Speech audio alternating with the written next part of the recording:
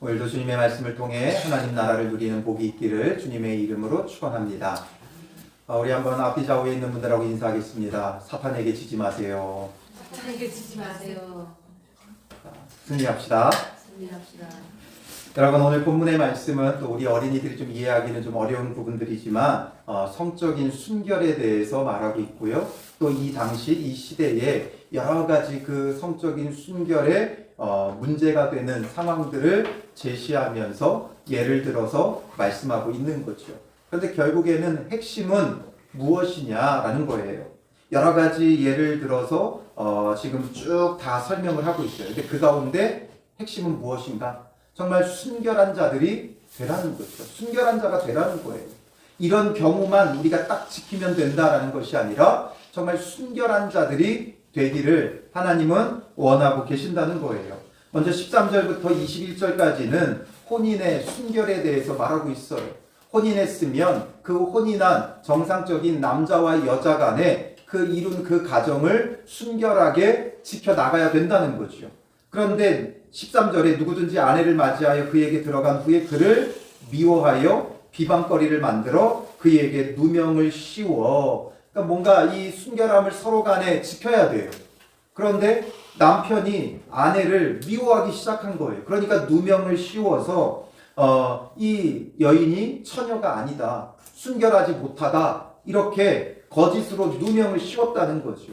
그런 경우에는 어떻게 하라는 거예요? 처녀의 부모가 그 처녀의 처녀인 표를 얻어가지고 장로들에게 가서 말하기를 내 딸을 이 사람에게 아내로 주었더니 그가 미워하여 비방거리로 만들어 말하기를 내가 내 딸에게서 처녀임을 보지 못하였노라 하나 보라 내 딸의 처녀의 표적이 이것이라 하고 그 부모가 그 자리옷을 그 성읍 장로들 앞에 펼 것이요 되어 있죠. 이것을 분명히 보이라는 거죠. 증거를 내밀고 처녀가 분명하다라는 것을 밝히라는 거예요.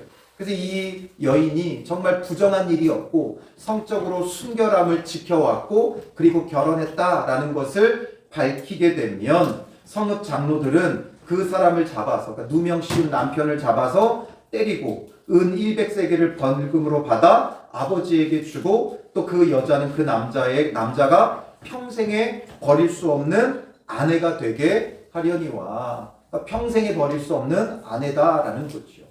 사실 어떻게 보면 핵심은 여기에요. 평생에 버릴 수 없다. 그러니까 사람의 감정을 따라 미움이 생겼다고 해서 쉽게 갈라서는 것이 아니라 정말 한번 가정을 이루었으면 끝까지 이것을 지켜나가야 된다는 거예요. 미움이 있어, 이런 일이 있었고 소송이 걸렸고 이렇게 치열하게 싸웠잖아요. 그럼 무슨 감정으로 함께 살 수 있겠어요? 남편은 여전히 아내를 미워하고 있고 아내는 그 미움을 받으며 그 안에 상처가 얼마나 깊겠어요. 그런데도 불구하고 평생에 버릴 수 없는 아내가 된다라는 거죠. 하나님 안에서 한번 정해진 그 짝은 사람이 나눌 수 없다는 거예요. 임의로 갈라서지 말라는 거예요. 이런 일들이 이 당시에는 주로 누구에게 이 주도권이 있었어요? 남자에게 있었죠. 남자에게 있었기 때문에 이런 것을 가지고 남자들이 쉽게 여인을 취했다가 버렸다가 하는 일들이 너무 많았어요. 그러니까 이런 것들을 방지하고 당시에 약자였던 여성들을 보호할 뿐만 아니라 하나님의 창조 질서를 따라 한 남자와 한 여자가 한 가정을 이루었음을 사람이 나누지 못한다라는 것을 말해주고 있는 거예요. 그런데 만약에 20절에 처녀의 표적이 없거든. 여성이 순결을 지키지 못했다라는 거죠. 결혼 전이든 결혼 후든 이 순결함을 지키지 못했을 때에는 그 처녀를 그의 아버지 집 문에서 끌어내고 그 성읍 사람들이 그를 돌로 쳐 죽일지니 이는 그가 그의 아버지의 집에서 창기의 행동을 하여 이스라엘 중에서 악을 행하였음이라. 너는 이와 같이 하여 너희 가운데서 악을 제할지니라. 그래서 만약에 여성이 순결함을 지키지 못했다면 돌로 쳐서 죽이라고 말하고 있죠. 그건 여성을 뭔가 더 하등하게 여겨서 여성만 순결을 지켜야 된다, 이게 아니라 그 가정을 지킴에 있어서 남성에게는 이런 일들, 미워해서 거짓으로 갈라서려고 했으면 그를 때리고 벌금을 내리고 이런 것들이 있죠. 근데 여성의 경우에는 순결을 지키지 못했다는 것이 드러나면 돌로 치라는 거예요. 결국 이것을 통해 말하고자 하는 건 순결함을 지키고 가정을 지키라는 거죠. 마음대로 미움으로 갈라서고 이렇게 하는 것이 아니라는 거예요. 그러나 이렇게 순결함이 깨어졌을 때는 갈라질 수 있겠죠. 이렇게 갈라질 수밖에 없는 거예요. 왜냐하면 이 순결함은 하나의 결혼의 계약의 조건이에요. 그런데 이 순결함이 깨어지는 건 그 결혼의 계약도 깨어지는 거죠. 그러니 단순히 그냥 결혼의 계약이 깨졌다가 아니라 이 결혼의 계약이 누구 앞에서 성사가 돼요? 하나님 앞에서 성사되죠.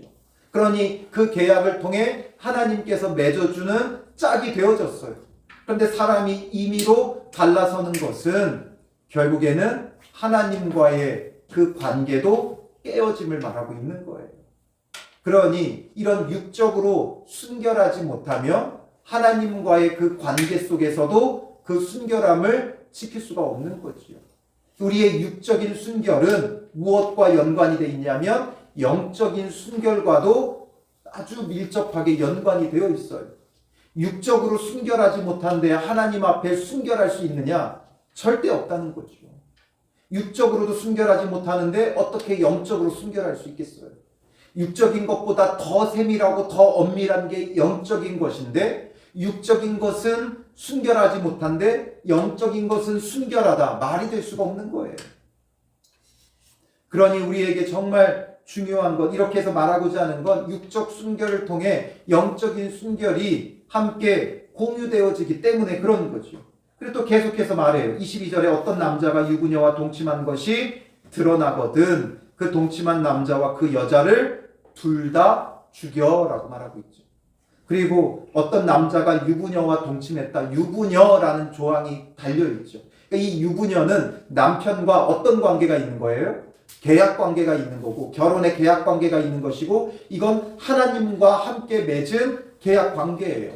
그런데 이 유부녀가 다른 남자와 동침을 했다는 건 결혼의 그 계약 관계가 깨어졌다는 것이고 하나님과의 관계도 깨어졌다는 거예요. 그러니까 어떻게 하라는 거예요? 둘 다 죽이라는 거죠. 둘 다 죽이라는 거예요. 얼마나 이것을 엄정하게 다루고 있느냐. 얼마나 엄정하게 다루고 있느냐를 우리에게 보여주고 있지. 요즘 이 시대에는 이런 일들이 너무 많이 벌어지고 있고 그러니까 한두 번쯤 실수할 수 있지. 특히나 우리나라 같은 경우는 좀 남성에 대해서 더 호의적이기 때문에 남자가 한두 번 실수할 수도 있지. 이럴 때가 있어요.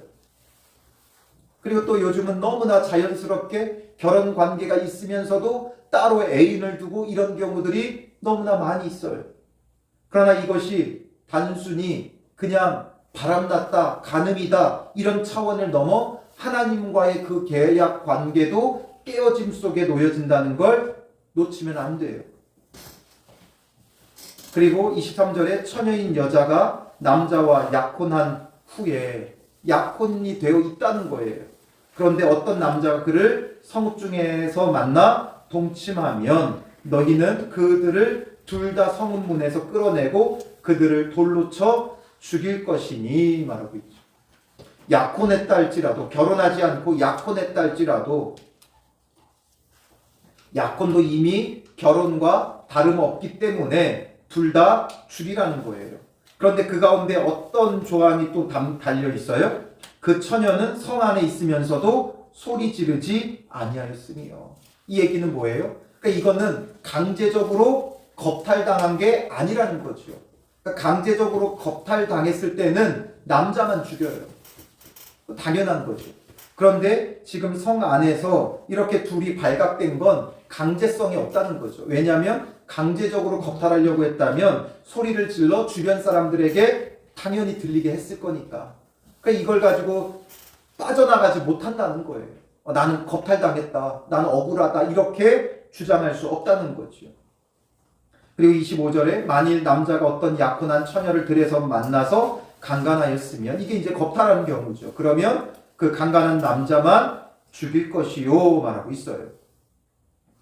그리고 28절에 내려가 보면 만일 남자가 약혼하지 아니한 처녀를 만나 그를 붙들고 동침하는 중에 그 두 사람이 발견되어지면 그 처녀의 아버지에게 은 50세겔을 주고 그 처녀를 아내로 삼을 것이라. 그가 그 처녀를 욕보였은즉 평생에 그를 버리지 못하리라. 처녀인 경우에는 그와 함께 이제 새로운 결혼의 계약으로 이어질 수 있도록 하신 거지요.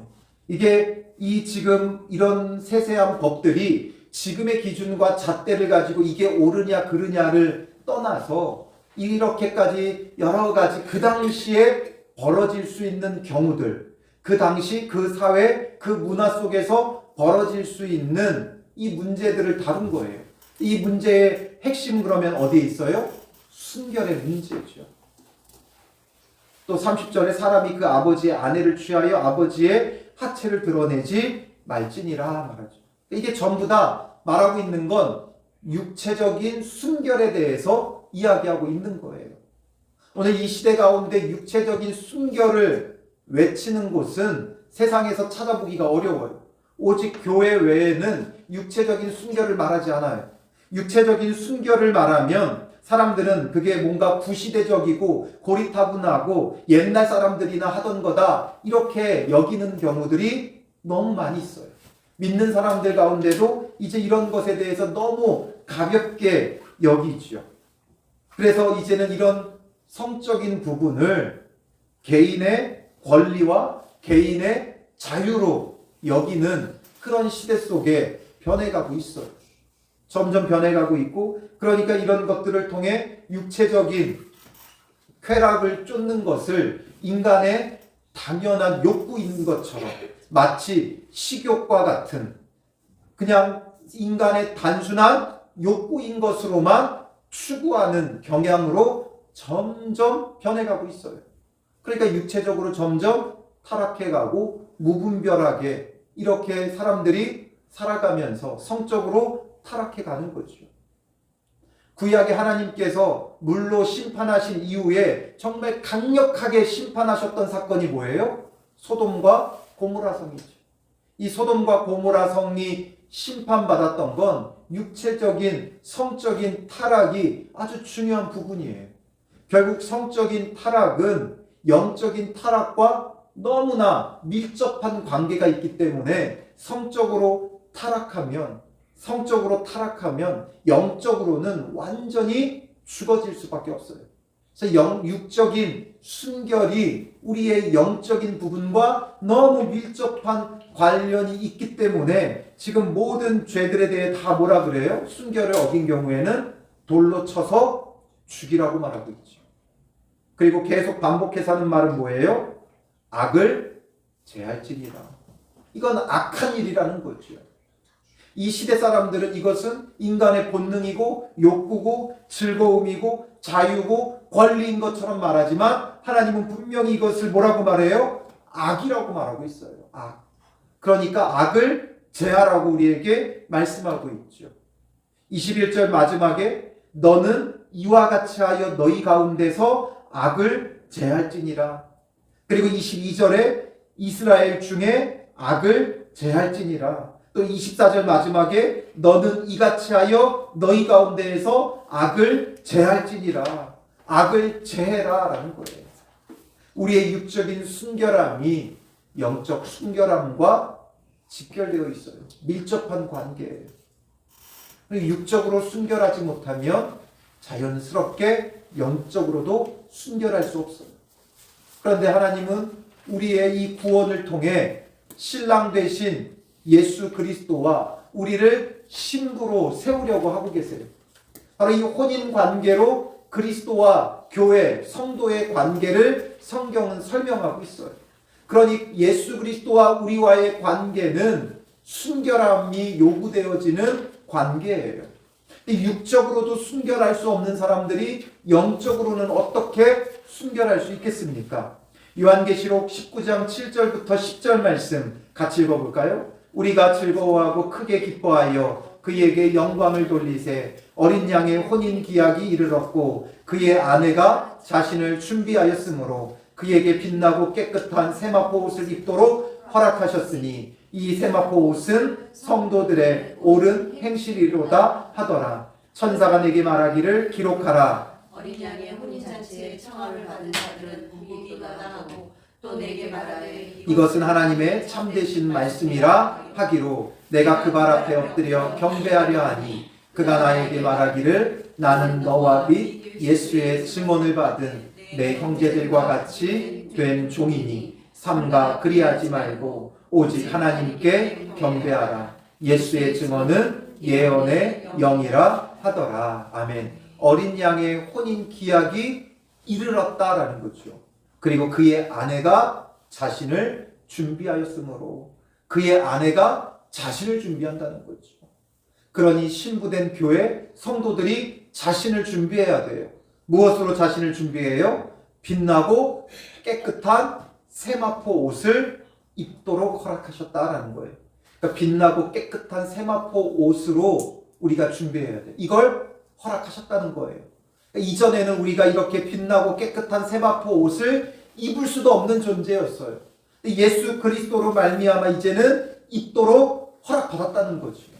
그러니 우리는 영적인 순결함을 지키며 세마포 옷을 입는 자들, 바로 성도의 이 세마포 옷은 성도들의 옳은 행실이로다. 옳은 행실, 이게 바로 세마포 옷이에요. 그렇다면 이 옳은 행실은 육적인 순결과 하나님 앞에서 선하고 진실하고 거룩하게 살아가는 이 모든 것들이 포함되는 거죠. 그 가운데 우리에게 아주 중요한 부분 중에 하나가 무엇이냐? 육적인 순결함이에요. 이런 육적인 순결함을 놓치면 안 돼요. 이 시대는 이런 것들을 너무나 무시하고 있죠. 너무나 경시하고 있어요. 개인의 자유, 권리, 이거의 일 부분이 아니에요. 하나님께서 남자와 여자를 왜 창조하셨느냐? 이 창조 질서가 이미 깨어져 버리니까 사람들이 이제는 자기의 쾌락의 도구로 성을 사용한다는 거죠. 하나님께서 왜 남자와 여자로 창조하셨느냐? 바로 둘이 한 몸을 이루어 생육하고 번성할 수 있도록 창조하신 거예요. 그렇기 때문에 주님 안에서 한 남자와 한 여자가 만나 가정을 이루고 생육하고 번성해가는 건 하나님의 창조 질서와 그 명령을 따라 살아가는 아주 당연한 거죠. 그래서 우리는 이제 이 세상의 가치관, 기준이 아니라 말씀의 가치관과 기준을 따라 살아가는 자들이에요. 그러니 우리는 육적인 순결함도 지켜야 돼요. 그리고 영적인 순결함도 함께 더불어 지켜가는 자들이 되어야 하는 거죠. 육적인 순결을 왜 이렇게 주님께서 강조하고 있느냐? 영적인 순결함이 여기와 직결되어 있기 때문인 거죠.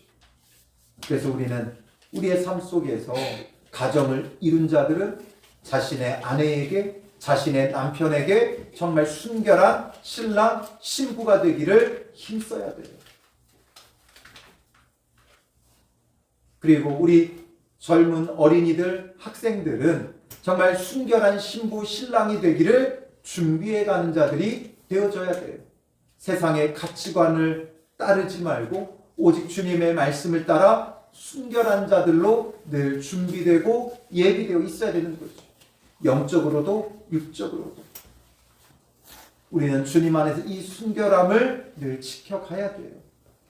그래서 우리의 마음이 오직 주님 안에서 순결하게 준비되어져 정말 이 어린 양의 혼인 기약이 이르렀을 때 예수 그리스도를, 신랑 되신 예수 그리스도를 맞이할 수 있는 순결한 신부, 지혜로운 신부, 지혜로운 처녀가 되어져 가야 하는 것이죠.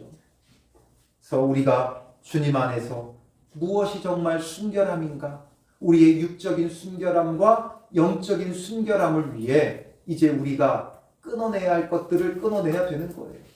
헛된 것에 흐르는 우리의 마음들, 우리의 이 사랑이 오직 예수 그리스도를 향하고 가정 안에서 한 남편, 한 아내를 향하고 있는지, 이것 외에 우리의 마음이 다른 곳에 흐르고 있다면 이 모든 것들을 끊어내야 되는 것이지. 그리고 또한 우리가 하나님 앞에 순결한, 그리스도 앞에 순결한 신부가 되기 위해서 우리가 하나님보다 예수 그리스도보다 더 사랑하는 것들을 끊어내야 되는 거예요. 예수 그리스도보다 더 사랑하는 우리의 헛된 취미생활, 헛된 것들, 이 모든 것들을 끊어내야 된다는 거죠. 그리고 회개하고 돌이키고 오직 예수 그리스도를 사랑하고 예수 그리스도를 사모하고 예수 그리스도의 충만함을 구하여 그리스도 예수의 충만함이 우리 안에 있는 순결한 그리스도의 신부되는 믿음의 사람들 되시기를 주님의 이름으로 축원합니다.